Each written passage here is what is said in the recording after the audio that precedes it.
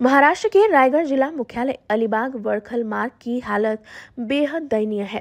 यात्रियों को कमर तोड़कर यात्रा करनी पड़ रही है, वहीं वाहन भी क्षतिग्रस्त हो रहे हैं। इसी तरह जगह जगह बने गड्ढों ने न केवल आम यात्रियों बल्कि लग्जरी वाहनों के चालकों को भी प्रभावित किया है। अलीबाग वड़खल मार्ग पर जगह जगह बने गड्ढों के कारण एक BMW कार के गड्ढे में फंसने के बाद गुस्साए मन से कार्यकर्ताओं ने सड़क की खराब स्थिति को देखते हुए सरकार पर निशाना साधा है। नमस्कार, जय महाराष्ट्र। मी किरण गुरव, मनसे रस्ते स्थापना रायगड जिल्हा संघटक।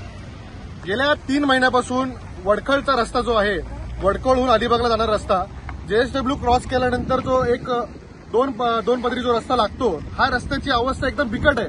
आपण मागील 2 महिन्यापासून PWDला विनंती करतो की हा रस्ता करून द्या। गणपती गेले, नवरात्री गेले, तर दिवाळी आली, तरी सुद्धा या रस्त्याचा रस्ता होता तसाच आहे।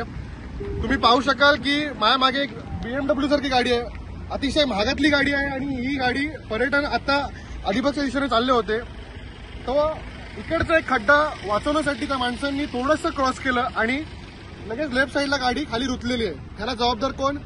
इकडचे स्थानिक आमदार, जे आमदार स्वतःला समजतात, ही त्यांची गत आहे। आणि तुमचा जो विकास आहे ना, तो इथे दिसतोय, हा विकास आहे तुमचा अलिबागकरांचा। तुम्ही ज्यांना निवडून दिले त्यांच्यामुळे ही परिस्थिती सगळ्यांना सहन करावी लागते।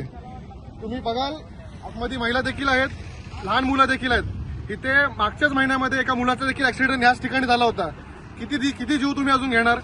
माझा प्रश्न आहे PWD अलिबागला आणि महाराष्ट्र शासनाला की तुम्ही रस्ते बघा।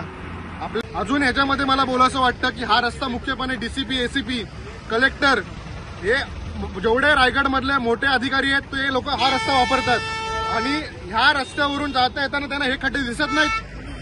खूप लाजिरवाणी गोष्ट आहे, भ्रष्टाचार होतोय हे मात्र नक्की।